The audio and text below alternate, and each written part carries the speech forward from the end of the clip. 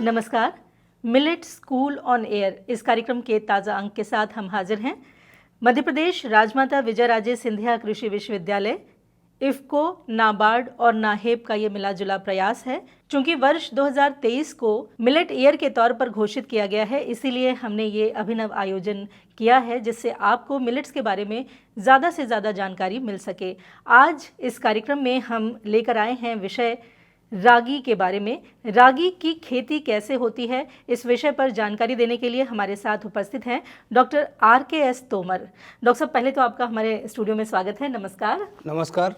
आप सस्य विज्ञान में प्रधान वैज्ञानिक हैं और कृषि विज्ञान केंद्र मुरैना के प्रमुख हैं। तो सबसे पहले रागी की खेती पर बात करने से पहले हम आपसे जानना चाहेंगे कि रागी क्या है, किन किन नामों से इन्हें जानते हैं।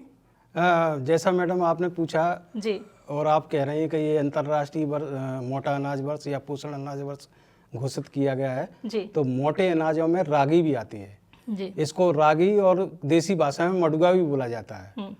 ये इसकी उत्पत्ति तो अफ्रीका में हुई है, लेकिन 14,000 वर्ष पहले ये इसकी खेती भारत में भी होने लगी थी। अफ्रीकन सभी जितनी अफ्रीकन कंट्रीज में इसकी रागी की खेती होती है। अपने भारत में सर्वाधिक खेती कर्नाटक में, तमिलनाडु, उड़ीसा, उत्तराखंड और महाराष्ट्र में होती है। मध्य प्रदेश में भी इसकी खेती होती है। जो जनजातीय जिले हैं उसमें मध्य प्रदेश में भी इसकी खेती की जाती है। और ये मोटे अनाज का एक प्रमुख अनाज है रागी। ये अपने मध्य प्रदेश के जो जनजातीय जिले हैं उनमें इसकी खेती होती है, लेकिन आज से 40 वर्ष पूर्व इसकी खेती पर्याप्त मात्रा में होती थी। और जब हमारे हरित क्रांति का काल आया उसके बाद इसकी खेती धीरे धीरे बंद होती गई और इसकी खेती बहुत कम हो गई। लेकिन अभी जनजातीय क्षेत्र हैं जैसे मंडला, डिंडोरी है, छत्तीसगढ़ के कुछ क्षेत्र हैं उनमें इसकी भी खेती की जाती है। रागी बहुत पोषक माना जाता है, बच्चों के भी जो शिशु आहार होता है उसमें भी शामिल किया जाता है। कौन कौन से ऐसे पोषक तत्व हैं जो इसे महत्वपूर्ण बनाते हैं? मैडम, मैं थोड़ा सी ये किसान भाइयों को ये बताना चाहूँगा पोषक तत्व बताने से पहले कि ये रागी की फसल बहुत ही सरल और सस्ती खेती है कि किसी भी तरह की मिट्टी, उपजाऊ मिट्टी में हो जाती है। इसमें बीज बहुत कम लगता है, खाद बहुत कम लगता है, सिंचाई की बहुत कम पानी की आवश्यकता पड़ती है। तो इसको किसी भी तरह की मौसम में कहीं भी कर सकते हैं। आपने पोषक तत्व की बात करी, सत्य बात है कि हमारी जो भोजन की थाली है, आज से 50 साल पहले भोजन की थाली में हमारे मोटे अनाजों का समावेश होता था। लेकिन आधुनिक काल में जो अभी समय चल रहा है हरित क्रांति के बाद, इसमें धीरे धीरे मोटे अनाजों की जो हमारी थाली में वो कमी होती गई, धीरे धीरे वो बंद हो गए। तो आप देख रहे हैं कि समाज में कई तरह के रोग व्याप्त हो रहे हैं। जैसे हर आदमी को डायबिटीज है, ब्लड प्रेशर है, हड्डियों में दर्द हो रहा है और बहुत सारे पाचन की क्रिया ठीक नहीं रहती किसानों की। ये मुख्य कारण यही कि विटामिन डी और कैल्शियम की कमी तो बनी रहती है। ये इसलिए है कि हमने अपने पोषक थाली से जो मोटे अनाज है उनकी धीरे धीरे उनको बंद कर दिया और गेहूं और चावल पे निर्भर हो गए। तो गेहूं चावल में जो पोषक तत्व होना चाहिए वो उतने होते नहीं है जो मोटे अनाज में होते हैं। जैसे अभी आप रागी की बात कर रहे हैं, इसमें रेशा बहुत होता है, लगभग 14% रेशा होता है। इसमें प्रोटीन 10% होती है, कार्बोहाइड्रेट 11% होता है। इसमें मुख्य रूप से कैल्शियम 27%, पोटेशियम, फास्फोरस, जो लोहा और जिंक, जो माइक्रोन्यूट्रिएंट, ये बहुत ज़्यादा पर्याप्त मात्रा में पाए जाते हैं। इसलिए अगर इनको भोजन में समावेशन करें तो बहुत सारी बीमारियां अपने आप दूर हो जाती हैं। कैल्शियम की इतनी ज़्यादा मात्रा पाई जाती है, इसीलिए बढ़ते हुए बच्चों को शिशु आहार के रूप में इसका ज़्यादा महत्व हो जाता है। कैल्शियम की मात्रा इसमें है, लेकिन आप ये देखो इसमें पोटेशियम की मात्रा है। तो किडनी से संबंधित जितने रोग हैं, अगर हम इसको अपने भोजन में शामिल करते हैं तो किडनी से संबंधित रोग भी दूर हो सकते हैं। कोलेस्ट्रॉल बिल्कुल नहीं होता इसमें, शुगर 2% होती है। अगर इसको हम लेगा तो हमारा शुगर कंट्रोल होता है। रेशा भी ज्यादा है, रेशा होता है तो हमारे पाचन क्रिया है वो सुचारू रूप से चलती है। तो इसमें भरपूर पोषक तत्व, कार्बोहाइड्रेट्स, विटामिन्स सभी होते हैं। अगर रागी को हम अपने जीवन में समावेश करते हैं अपने भोजन में, तो निश्चित रूप से जो आप बीमारियां समाज में देख रहे हैं उनसे दूर किया जा सकता है। बिल्कुल। डॉक्टर तोमर, यहाँ मैं आपसे ये जानना चाहूँगी कि जैसे बाजरा के बारे में माना जाता है कि ये सर्दियों में सिर्फ खाया जा सकता है, रागी के बारे में भी ऐसी कोई धारणा है? रागी के बारे में ऐसी कोई धारणा नहीं। रागी को हम 12 महीने खा सकते हैं, लेकिन अभी इसकी उपलब्धता बाजार में कम है, इसलिए ये थोड़ी सी महंगी मिलती है। अगर हम खेती में इसके बढ़ावा दे देंगे तो निश्चित रूप से हम इसको 12 महीने खा सकते हैं। इसके साथ कोई ऐसी बाध्यता नहीं है कि हम इसको सिर्फ सर्दियों में ही खा सकते हैं। और यदि ये अनाज इतना ज़्यादा पोषक है तो इसको अपने डाइट में शामिल करने में कोई गुरेज नहीं है। थोड़ा बहुत महंगा भी यदि पड़ता है हमें तो दवाइयाँ खाने से बेहतर है कि हम ये अनाज खाएं। बिल्कुल सही कह रहे हैं आप जी। अब बात करते हैं कि रागी की खेती कैसे की जाए, क्योंकि आपने कहा कि खेती बहुत आसान है इसकी, तो कैसी जलवायु में ये होता है, मिट्टी कैसी होनी चाहिए, या क्या बंजर भूमि में भी इसे लगाया जा सकता है? ये बहुत सारे सवाल हमारे किसान भाइयों के मन में तो आ ही रहे होंगे। आपने बहुत अच्छा प्रश्न किया है। मैं किसान भाइयों को ये बताना चाहता हूँ कि इसकी खेती जो हमारे मध्य प्रदेश का या हमारे जिलों का जो मौसम है वो बिल्कुल उपयुक्त है। इस मौसम में इसकी खेती की जा सकती है। एक बात और है कि जो जलवायु परिवर्तन का विभिन्न फसलों पर प्रभाव देखा जा रहा है, रागी की फसल पर जलवायु परिवर्तन की जोखिम भी बहुत कम होती है।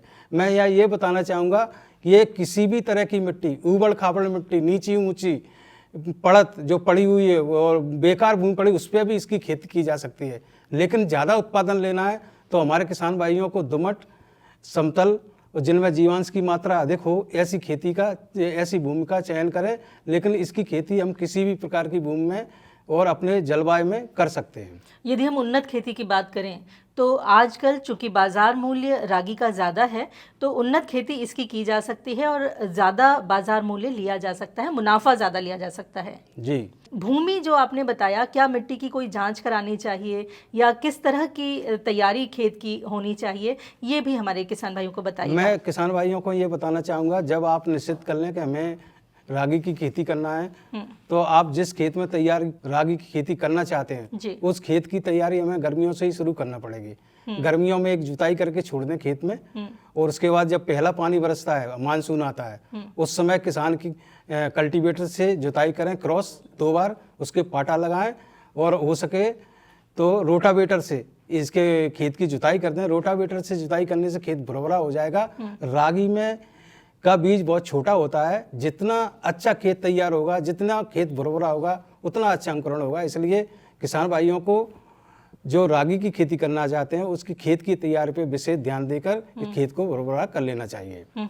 आपने बताया कि बीज छोटा होता है, तो बीज की मात्रा कितनी होनी चाहिए, बोने का समय क्या होना चाहिए, ये भी थोड़ा विस्तार से बताएं। मैं यहाँ अपने किसान भाइयों को बताना चाहूँगा कि बोने का समय जैसे हमारे यहाँ बाजरे का समय होता है खरीफ में, ऐसे ही रागी भी खरीफ में बोई जाती है। जैसे ही मानसून शुरू होता है हमारा, वैसे ही हमें बोनी की तैयारी कर लेना चाहिए। अगर हमारा किसान भाई देसी किस्में बो रहा है तो उसको जून के अंतिम सप्ताह से जुलाई के प्रथम सप्ताह तक बोनी हर हालत में कर देना चाहिए, क्योंकि जो स्थानीय किस्में हैं उनमें जो पकने में समय ज़्यादा लगता है, 120 से 130 दिन लगता है। उन्नत किस्में बोना चाहते हैं जिनमें कम लगता है, वो हम अपन जुलाई के प्रथम सप्ताह में बो सकते हैं। तो बोने का समय का ध्यान रखें।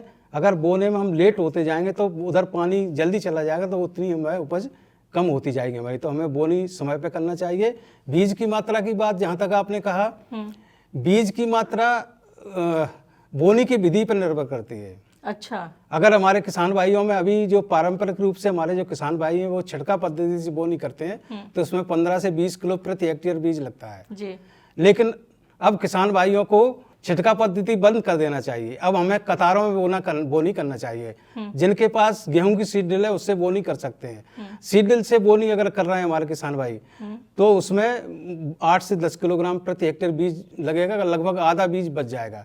अगर जलवायु परिवर्तन के प्रभाव से बचना है, उसकी जोखिम से बचना है, तो रागी की खेती भी हमें रिज एंड फरो विधि से करना चाहिए, क्योंकि जब वर्षा का लंबा अंतराल होता है उस समय नमी की कमी होती है। अगर हम रिज एंड फरो विधि से बोनी करेंगे तो वो जो नमी की कमी है, मॉइस्चर स्ट्रेस है, उससे किसान हमारी बच जाएगी रागी की फसल और हमें अच्छी उपज प्राप्त होगी। अगर कतार में बोएं तो कितना बीज लगता है? अगर कतार में बोएं तो 8 से 10 किलोग्राम बीज लगता है हमें। वैसे आपने बताया कि 15 किलो के आसपास, लगभग आधा बीज बचा सकते हैं हम लोग कतार। और कतार से कतार की दूरी 22 सेंटीमीटर और पौधे से पौधे की दूरी 10 सेंटीमीटर रखना चाहिए। मैं यहाँ एक थंब रूल ये बताना चाहता हूँ कि जिनके पास गेहूं की सीड ड्रिल है उस सीड ड्रिल से सीधे बोनी कर सकते हैं तो कतार से में ही बोनी करना चाहिए। अच्छा, विशेष प्रकार का कोई सीड ड्रिल लेने नहीं, की इसकी जरूरत नहीं पड़ेगी। तो गेहूं की सीड ड्रिल से काम चलाया जा सकता है। किस्में आपने बताई कि उन्नत किस्में, देसी बीज भी बोया जा सकता है, लेकिन उन्नत किस्मों में जो फसल का चक्र है वो छोटा किया जा सकता है, स्पैन छोटा किया जा सकता है। तो ये उन्नत किस्में भी हमारे किसान भाइयों को बताइए। मैं किसान भाइयों को ये बताना चाहूँगा कि अभी इसका पर्याप्त मात्रा में बीज उपलब्ध नहीं है बाजार में जी। तो सबसे पहले तो ये सुनिश्चित कर लें कि हम किसी विश्वसनीय या प्रमाणित विक्रेता से ही बीज खरीदें और हमेशा कम दिन की बीज खरीदना चाहिए, क्योंकि जलवायु परिवर्तन के कारण वर्षा का पैटर्न बदल गया है। तो मैं 2-3 किस्में बताना चाह रहा हूँ। एक किस्म है JNR 854 जी, 105 से 110 दिन में पक जाती है, झुलसा रोग के प्रतिरोधी है ये किस्म, और इससे 25 से 28 कुंटल प्रति हेक्टेयर उपज प्राप्त कर सकते हैं। दूसरी है RH 774 किस्म, ये भी 110 दिन में पक जाती है। और सारी किस्में हैं जैसे GPU 45, BL 81, शुभ्रा, भैरव, ये सभी किस्में जल्दी पकने वाली किस्में हैं और 110 दिन में पक के घर आ जाती हैं। तो और इनसे 25 से 28-30 कुंटल जैसा मैनेजमेंट आप करें उतनी उपज प्राप्त कर सकते हैं। तो इन्हीं किस्मों का चयन करें।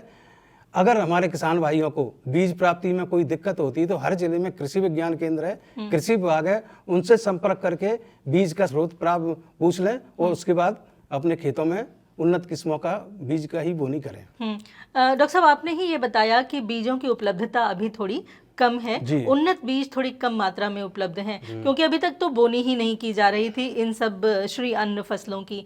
तो क्या ऐसी भी कोई योजना है कि किसान KVK के साथ मिलकर, कृषि विज्ञान केंद्रों के साथ मिलकर इन बीजों को भी उत्पादित कर सकते हैं?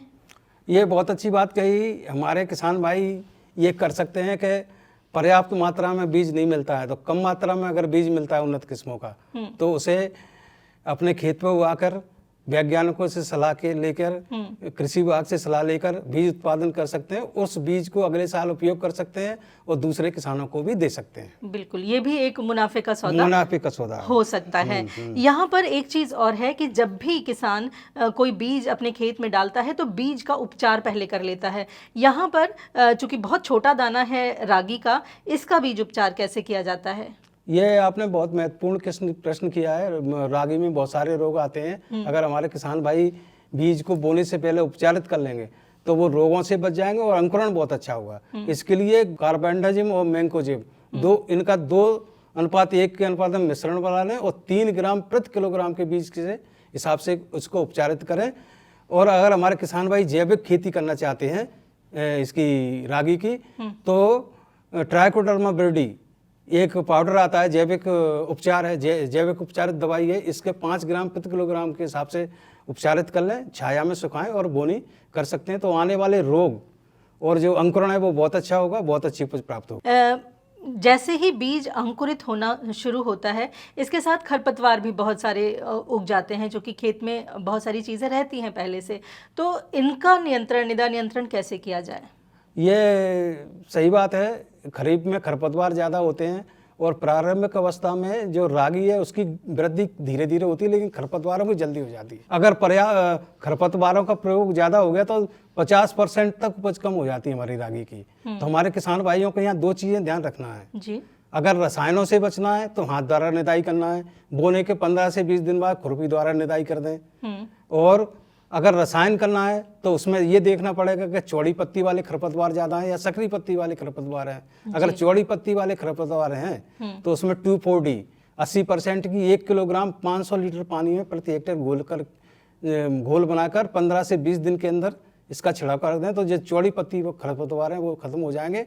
अगर सकरी पत्ती वाले खरपतवार हैं तो आइसोप्रोटोन एक दवा आती है, इसका भी 1 किलोग्राम मात्रा 500 लीटर पानी में घोल बनाकर बोने के 15 दिन बाद छिड़काव कर देंगे तो सभी तरह के जो खरपतवार हैं वो नष्ट हो जाएंगे और हमारे किसान भाइयों को उपज बहुत अच्छी मिलेगी। ये जो निदा नियंत्रण है ये इस फसल में कितनी बार किया जाता है? ये अगर खरपतवार नाशक डाल रहे हैं तो खरपतवार नाशक डालने के बाद एक ही बार डाले जाएंगे और हाथ द्वारा निदाई कर रहे हैं तो 2 बार करना पड़ेगा, एक बोने के 20 दिन बाद और एक बोने के 35 दिन बाद। अगर हाथ द्वारा निदाई करते हैं तो बीज की क्वालिटी बहुत अच्छी रहेगी। अच्छा। और एक तरह से जैविक खेती हो जाएगी वो। कोशिश ये करना चाहिए कि हमारे किसान भाई हाथ द्वारा निदाई करें, खरपतवार नाशकों से हमें बचना चाहिए। कोशिश यही करनी चाहिए कि यदि श्रमिक उपलब्ध हैं तो हाथ द्वारा निदाई करा दी जाए, जी। और वरना यदि श्रमिक उपलब्ध नहीं है तो हमें रसायनों पर निर्भर करना पड़ेगा। हमने उन्नत किस्मों की भी बात की, क्या इसमें खाद और उर्वरकों की आवश्यकता पड़ती है? बिल्कुल सही कहा आपने।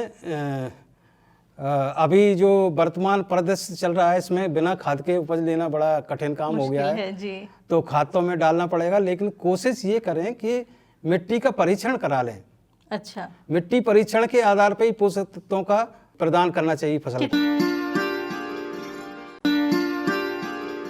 कितनी मात्रा प्रदान करनी है? तो उसमें ये पता चल जाएगा, अगर हमारे जमीन में पोषक तत्व पर्याप्त मात्रा में है तो खाद की मात्रा कम लगेगी, और थोड़ा कम है तो मात्रा ज़्यादा लगेगी। दोनों ही परिस्थितियों में बहुत अच्छी उपज हम किसान भाई इससे प्राप्त कर सकते हैं। इसके लिए 40 किलोग्राम नाइट्रोजन, 40 किलोग्राम फास्फोरस और 20 किलोग्राम पोटास की अनुशंसा की जाती है। इसमें आधी नाइट्रोजन, पूरा फास्फोरस और पूरा पोटास ये बोने के पहले बीज के नीचे देना है। उसके बाद बची हुई जो 50% नाइट्रोजन की मात्रा है उसको प्रथम निदाई के बाद 20-25 दिन बाद टॉप ड्रेसिंग के रूप में देना है।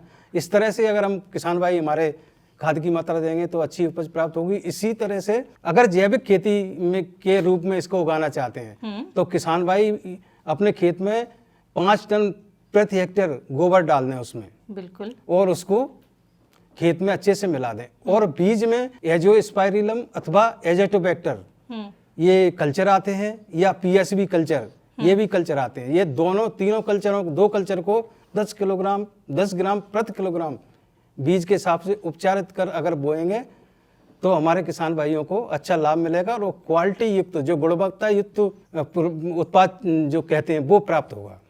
तो इस तरह से अगर खाद की व्यवस्था करते हैं तो निश्चित रूप से अच्छी उपज प्राप्त ले सकते हैं किसान भाई। ये माना जाता है कि जो श्री अन्न की फसलें होती हैं इनमें उर्वरक भी कम लगता है और साथ ही साथ सिंचाई भी कम लगती है, पानी भी कम ये लेती हैं। इसी वजह से पृथ्वी के स्वास्थ्य के लिए भी ये अच्छी मानी जाती हैं। सिंचाई की बात चली है तो सिंचाई के बारे में भी हम आपसे जानना चाहेंगे कि इसको कितनी और कब कब सिंचाई चाहिए होती है? इसमें किसान भाइयों को मैं सलाह देना चाहूँगा कि रागी की फसल खरीफ की फसल है। इसमें वर्षा अगर पर्याप्त मात्रा में और नियमित वर्षा होती है तो पानी की सिंचाई की जरूरत पड़ती नहीं है। अच्छा। लेकिन जलवायु परिवर्तन हो रहा है, उसकी वजह से जो वर्षा का क्रम है वो बदल गया है।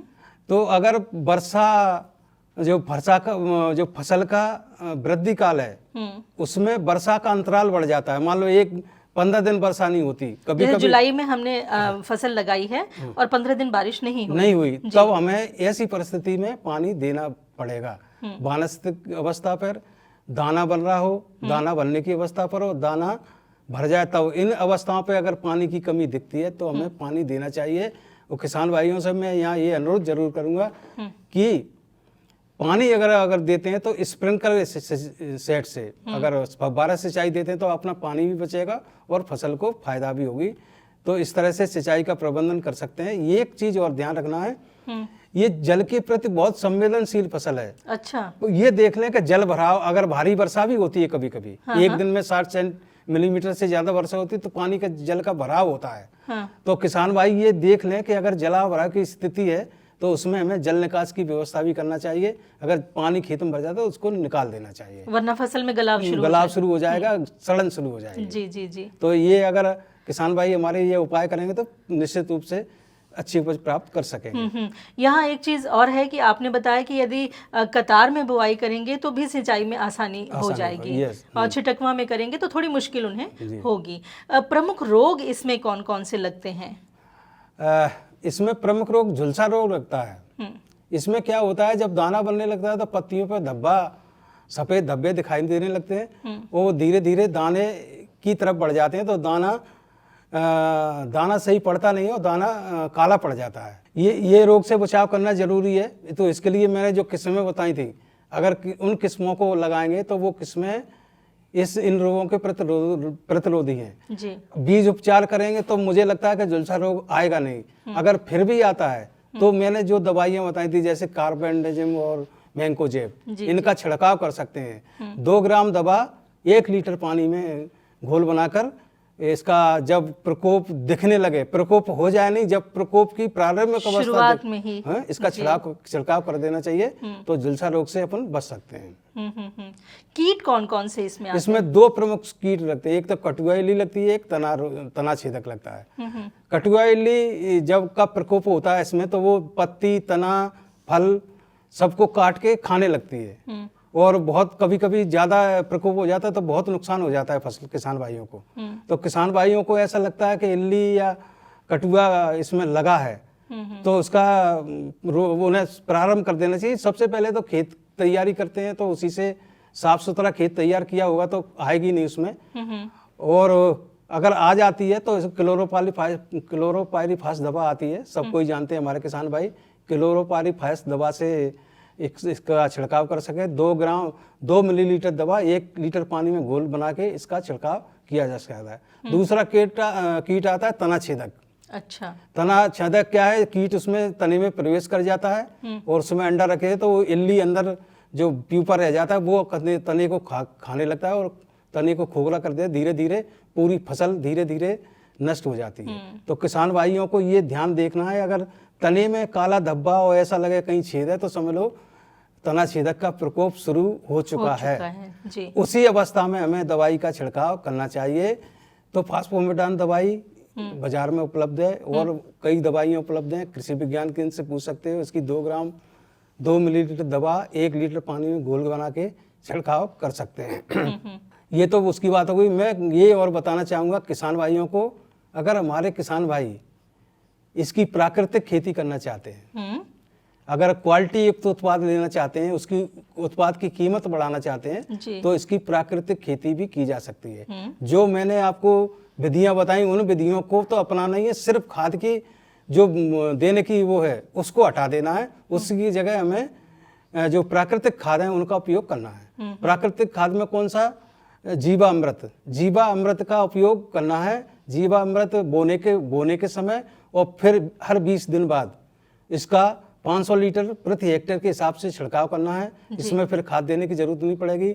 आपका जो उत्पाद है वो बिल्कुल गुणवत्ता युक्त प्राप्त होगा और इसकी कीमत भी ज्यादा प्राप्त होगी बाजार में। और इंसेक्टिसाइडों से बचना है तो प्राकृतिक खेती में 10 पर्णी कई तरह के वो जैविक उत्पाद बाजार में उपलब्ध हैं, उनका स्प्रे कर सकते हैं। तो हम जैविक और प्राकृतिक खेती के उत्पाद प्राप्त किए जा सकते हैं। डॉक्टर साहब, अब एक आखिरी सवाल कि औसत उपज इसकी कितनी मिल जाती है किसानों को? ये किसान भाई अगर सही ढंग से खेती करें, मतलब सभी विधियों को अपनाएं, तो 25 से 28 कुंटल प्रति हेक्टेयर उपज प्राप्त कर सकते हैं। और 1 हेक्टेयर से लगभग 80 से 1 लाख प्रति हेक्टेयर 3 महीने के अंदर अपन कमा सकते हैं। बिल्कुल सही बात है।